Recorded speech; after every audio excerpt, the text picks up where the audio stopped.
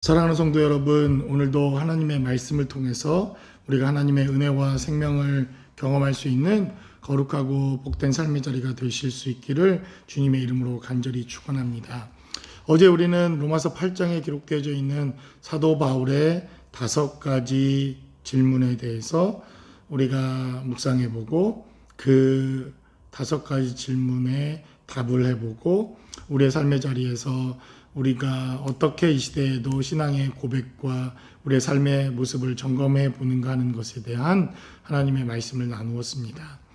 그리고 이제 사도 바울은 로마서 9장이라고 하는 이 메시지를 통해서 그의 마음 가운데 있었던 한 가지 짐, 그리고 남아있는 숙제, 그리고 하나님 앞에 그가 늘 애써 간구하며 기도하고 있는 자신의 이러한 메시지들을 로마서 9장이라고 하는 메시지에 담아내고 있는 것을 봅니다.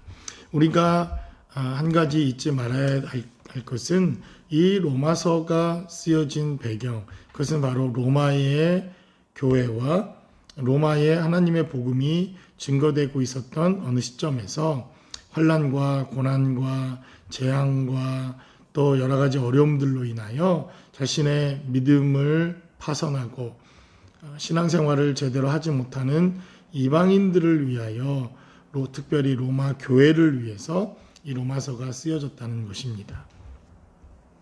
그러나 사도 바울에게 있어서 자신의 동족이었던 이스라엘 백성들, 자신의 동족인 바로 유대인들, 예루살렘을 향한 하나님의 계획과 뜻, 자신의 형제 자매들을 향한 불타는 전도의 열정과 열망이 사도 바울에게 가장 기본적이며 기초적이었던 부르심이었음을 우리는 잊어서는 안 됩니다.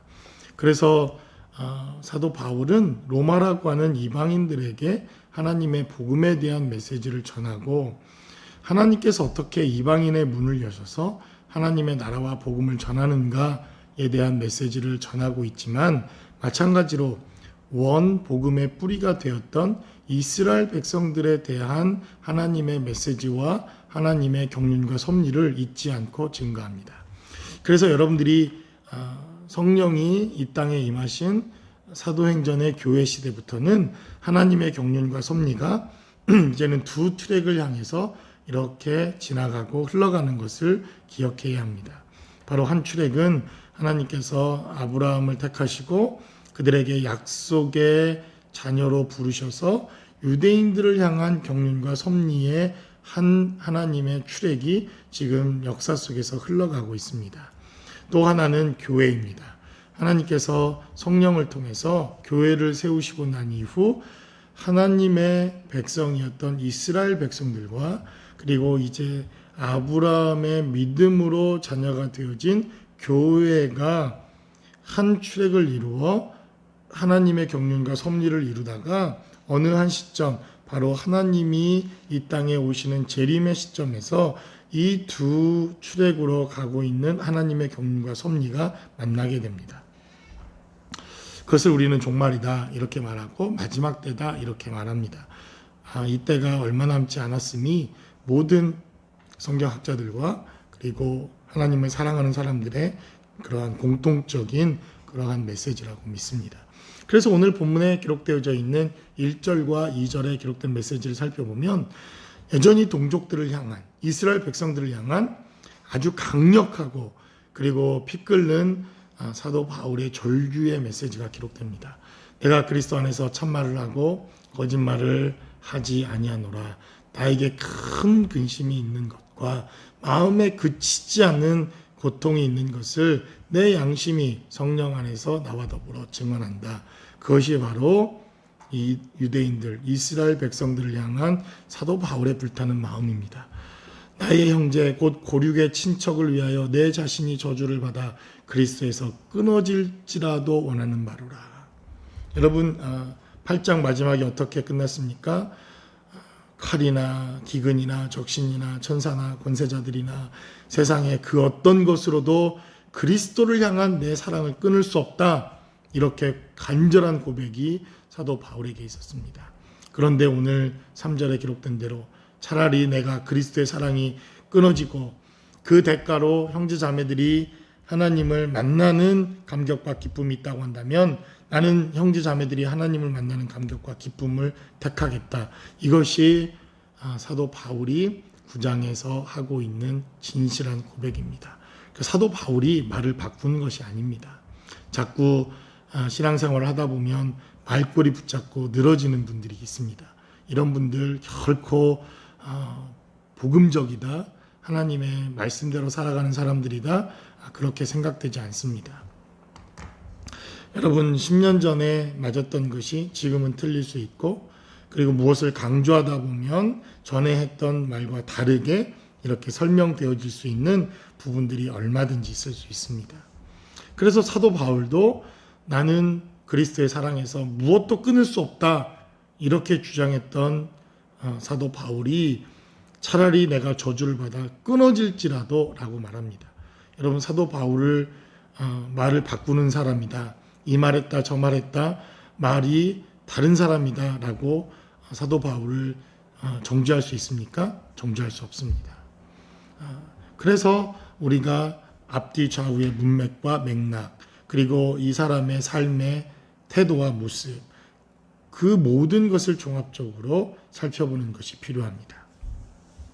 그래서 오늘 기록되어져 있는 이 하나님의 말씀은 사도 바울이 이스라엘 백성들을 더 강조하기 위함입니다. 그들이 구원받는 것, 그들이 하나님께 돌아오는 것을 더 강조하기 위하여 그가 반어법과 같은 이러한 문법의 맥락을 사용하고 있다는 것을 기억해야 할 필요가 있습니다. 그 이스라엘 백성들을 향한 간절한 마음이 어디서부터 사도 바울의 불타는 마음을 만들었습니까? 그것은 말씀입니다.